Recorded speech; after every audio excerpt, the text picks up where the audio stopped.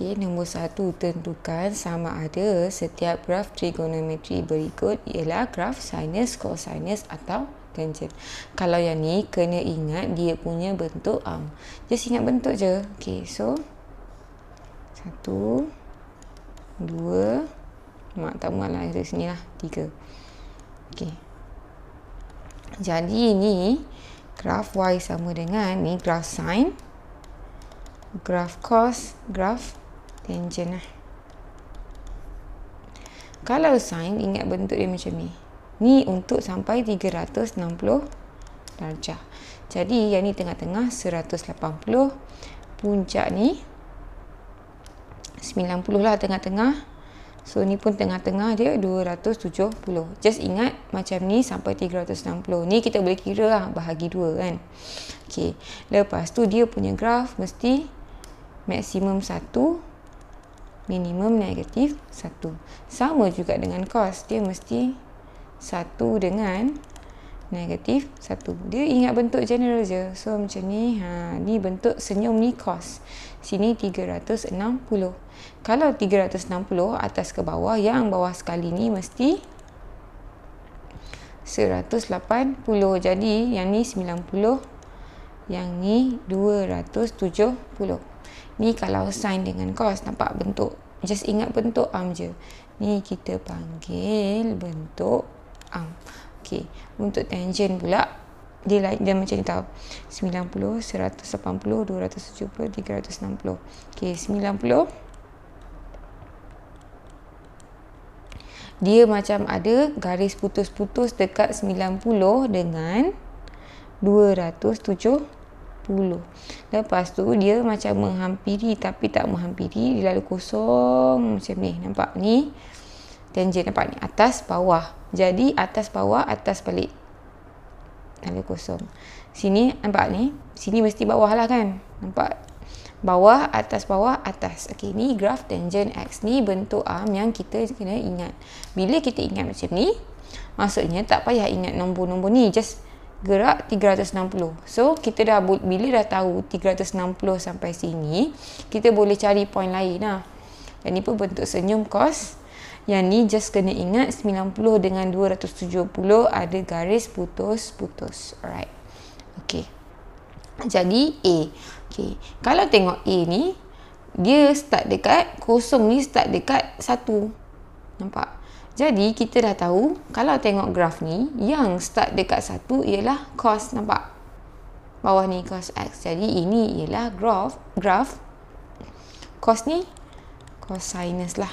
Cosinus. Alright. Okey. Lepas tu B, yang ada garis putus-putus memang sah tangent je. Nampak? Ni kosong.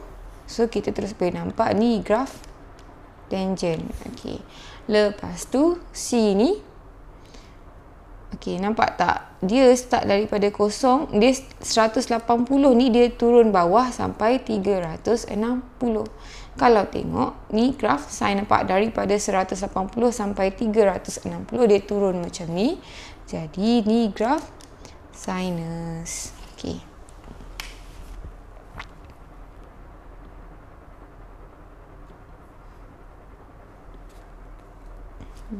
Okey.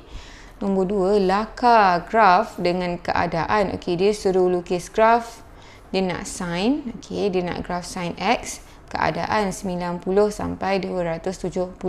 Kalau nombor-nombor yang dia bagi senang ni, kita boleh terus tengok lah kan. Okey, jadi dia nak laka je kiranya. Dia nak laka je, bukannya exact number lah. Kalau kita tengok tak apa, 90 sampai 270 ni, kalau kita buat A dekat bawah ni. Okey, jadi 90 sampai 270, cuba tengok dekat bentuk arm, nampak tak? 90 ni dia atas sekali dekat 1 ni, nampak? 270 sampai sini, nampak tak? So dia turun macam tu, nampak tak? Saya punya ni dia turun macam tu ni. Okey, jadi kita nampak, jadi graf kita ni kita tahu dia akan mula graf ni memang maksimum dengan minimum 1 dengan negatif 1 lah.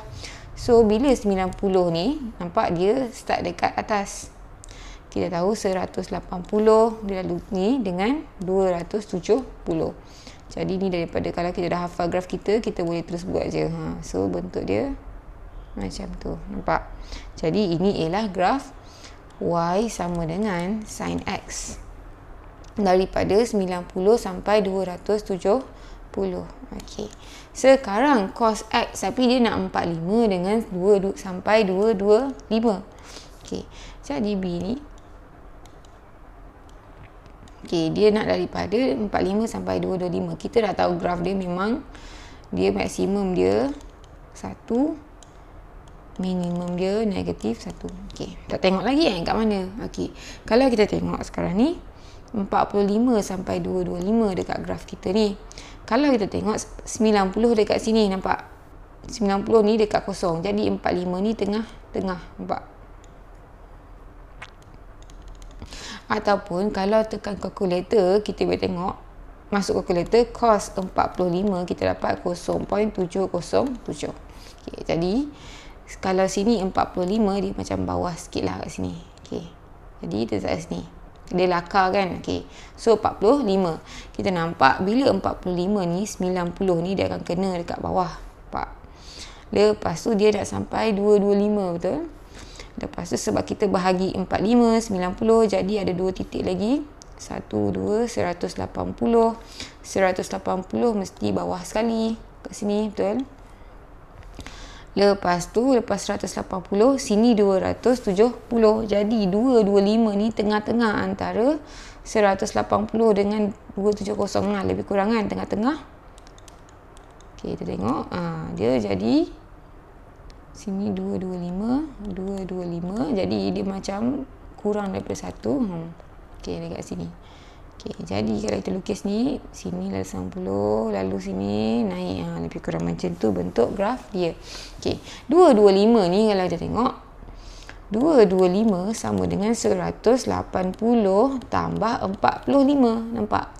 Jadi, nampak tak? 45 ni dia punya sudut rujukan. Kalau kita cek dia 0.707 tapi negatif sebab dekat sukuan ketiga lah.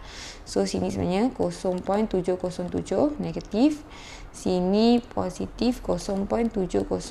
Okey, macam itulah. Tapi dia sebab lakar. So kalau tahu satu ni pun okey, dia macam tak payah nak tulis lah. Macam itulah. Okey. Alright. Okay. Nombor 3, raja di sebelah menunjukkan 3 graf trigonometri bagi sudut antara 0 sampai 90 darjah. Okay, dia 0 sampai 90 darjah lah. Kenal pasti persamaan graf 1, 2, 3. Okay, jadi 1, graf 1, graf 2 dengan graf 3. Kalau kita tengok graf 1 ni, nampak ni daripada kosong dia naik atas. Macam ni, nampak? Daripada kosong dia naik 1. Kalau kita tengok, okey, ni 90 darjah, betul? 1 dengan 2 dengan 3 kena dekat 90 darjah. Kita tahu graf tangent yang ada garis putus-putus di mana dia takkan kena 90 darjah.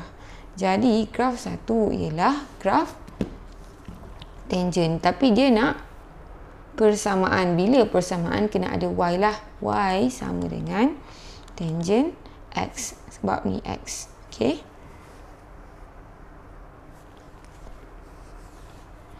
Kalau yang kedua dekat sini, nampak daripada kosong dia naik atas. So daripada kosong dia naik atas sampai 90. Kita tengok ini graf sin. Nampak? Jadi y sama dengan sin x. Okay. Jadi graf daripada 1 turun bawah pergi 90. Kalau tengok dari 1 turun bawah pergi 90 ialah graf cos y sama dengan cos x. Macam tu. Kalau kita ingat bentuk arm, kita macam automatik boleh nampak macam mana nak buat soalan yang berkaitan dengan graf ni. Okey. B, nyatakan nilai maksimum dan nilai minimum graf 1, 2, 3 jika ada. Okey. Jadi dia tengah cakap pasal 0 sampai 90 kan. Jadi kalau kita tengok tangent x, kita tahu kalau tengok graf tangent ni dia nak maksimum. Okey. Dia nak maksimum dengan minimum, betul? Tulis lah siap-siap. Maksimum, minimum maksimum, minimum. Okey, kalau kita tengok tangent ni, nampak 90 ni dia akan naik je, tak ada kiranya, dia akan naik sampai infinity. Jadi infinity ataupun kita kata tiada maksimum. Kita pun tak tahu apa nilai infinity kan. Okey, jadi minimum dia start dekat kosong lah tadi kan. Okey. Kalau yang sin X tadi, mana sin? Graf yang kedua kan, nampak tak, daripada kosong dia naik atas. Kita tahu graf sin ni dia akan berhenti dekat 1. Jadi maksimum dia 1. Minimum dia ni kosong sampai 1. Jadi kosong lah. Kalau cos X tadi, maksimum dia start dari 1 turun pergi kosong tadi. Jadi 1, kosong.